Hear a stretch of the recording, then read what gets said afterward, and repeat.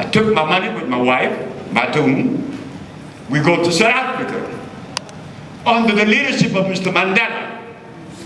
Well, before I got to South Africa, the president of Guinea told me something that maybe you guys doesn't know about it, but he said, Dr. Sebi, are you sure you want to go to South Africa? I said, well, I have to go to every African country. He said, well, let me just tell you something. Mandela had to sign an agreement that coming out of jail, he would never see Winnie again. You want to go there? I said, what do you say, Mr. Conti? Mandela would not have gotten out of jail if he was to see his wife again. Decided to go to Zimbabwe under the leadership of Mr. Robert Mugabe. They told me, get out. Thank you. So I retreated, understanding that the reason why I'm rejected all the time, and maybe tonight, is for a good reason. Imagine that we are eating the food that undermines our health, our thinking pattern. Now I stand before you tonight making these claims. Yes, I cure AIDS.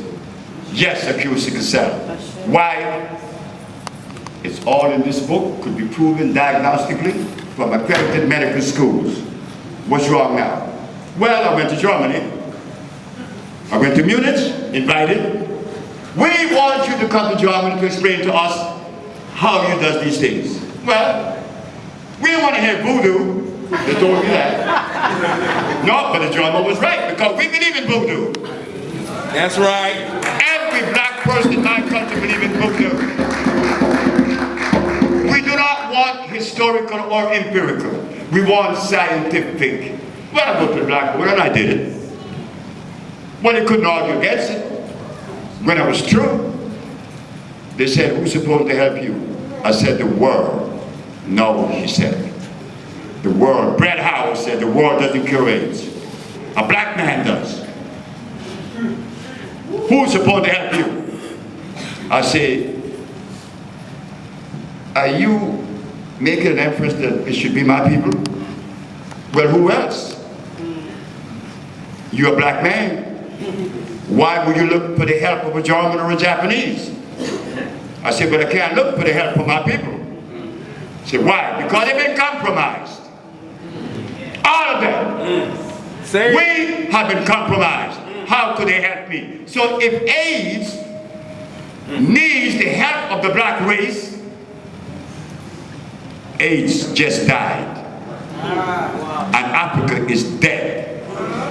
Every country I visited in Africa, 34 of them, they all eat starch and blood. Is that the diet of the black man? Starch and blood? Well, yes it is. When you ask an African, why do you eat cassava? Well, it is the tradition of my people. Tradition opposed to culture. Tradition overrides culture. Cassava is European. Black-eyed peas is European. Carrots are European. So when we celebrate Kwanzaa, all we have to do is buy a pair of Dutch shoes, because everything in Kwanzaa is Dutch. The black-eyed peas you eat, the chicken you eat, the sweet potatoes, all is Dutch. The clothes you wear, made in Holland, is Dutch. You see what they get us going and coming? That's right. So I decided to retreat. I had to. It's been 40 years. I have a new family, new babies. One is coming on the way. I'm satisfied. But tonight,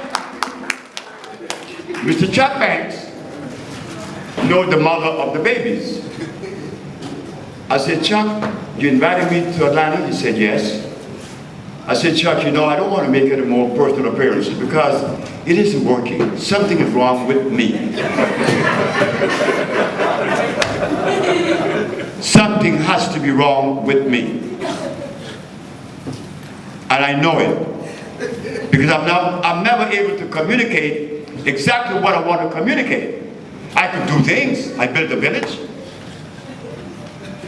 I made the African biomineral balance, which is recorded in the Supreme Court as the only therapeutical approach to pathology that is complementary.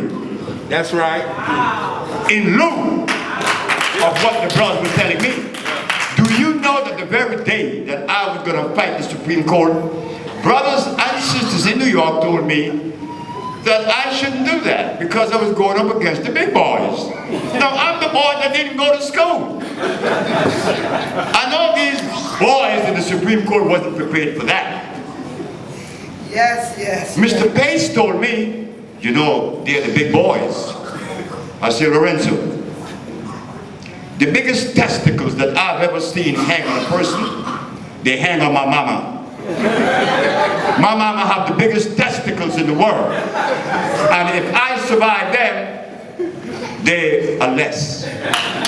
So when I went before the Supreme Court, to prove for you that the black race has something to offer, we have risen above that doubt, that space that kept us. Every heel in America was telling me, you're making noise. You're jeopardizing our position. I said, but what about my mama? What about my mama? There's the Ayurvedic system of medicine, Indian. There's the macrobiotic, Japanese. There's the yin-yang, Chinese. There's the homeopathic and allopathic, European. But where's my mama? Anybody say about my mama? My mama doesn't deserve representation. When I gave her one, the African biomineral balance. When I mentioned the African biomineral balance, Dr. Victor Herbert said, I've never heard of such a thing. I say, Your Honor, he's right. Dr. Victor Herbert has not heard of a whole lot of other things. And that the African biomineral balance only happened to be one of those things that he doesn't know about. The judge said, what is the African biomineral balance? Would you like for me to explain? She said, yes. I'm going to explain it on two levels. Number one, the African biomineral balance negates the position that there are multiple diseases. There's only one. One disease alone. Dr. Victor Herbert jumped up and said that I was insane and unscientific. I said, Your Honor, he's right again. I am being unscientific. But if science has to be the barometer that we're going to use to measure disease and to reverse it, science already have 500 years, they have not cured one. So it behooves us to look outside of science. And that is what I come with. The naked woman in the jungles of Africa. That's my mama. That's the one that all the religious groups in America said that she was a savage. Islam says she's a savage. Christianity says she's a savage. But you know what I see? Well, listen to this. I was in Rio de Janeiro 3 months ago.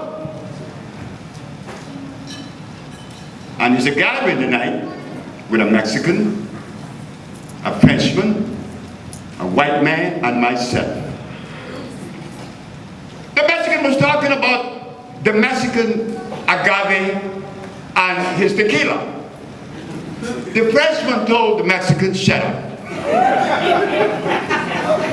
We make champagne in France.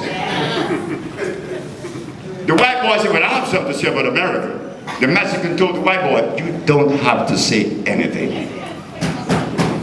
The white boy said, why? He asked, well, everything in America is the best that they ever been.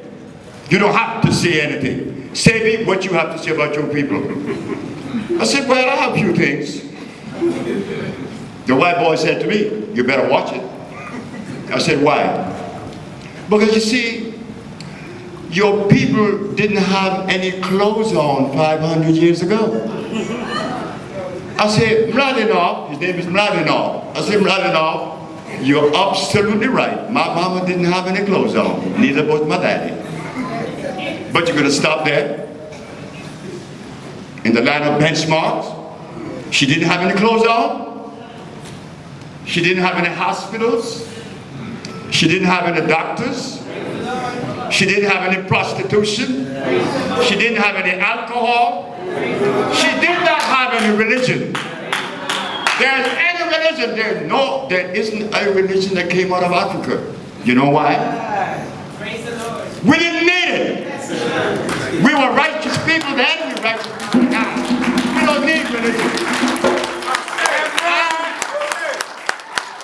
Let me repeat this. Let me say this.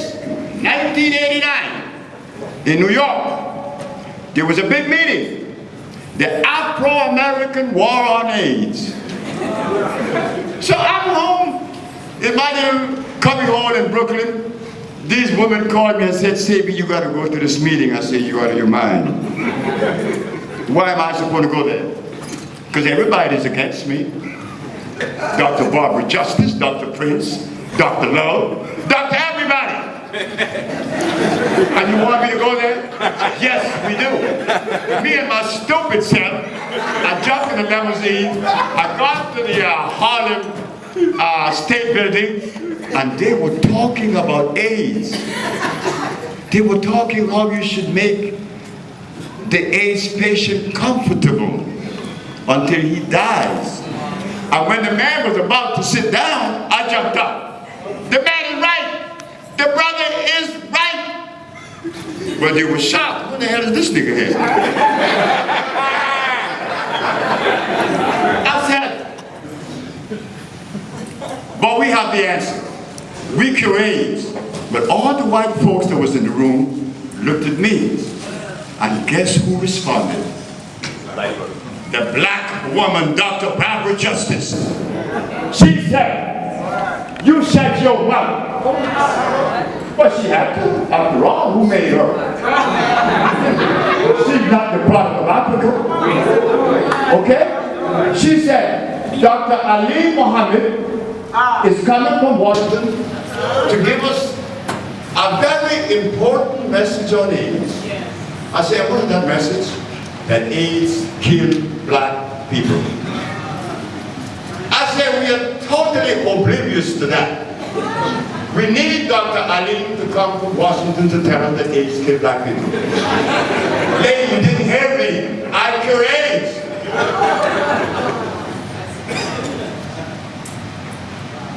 What happened?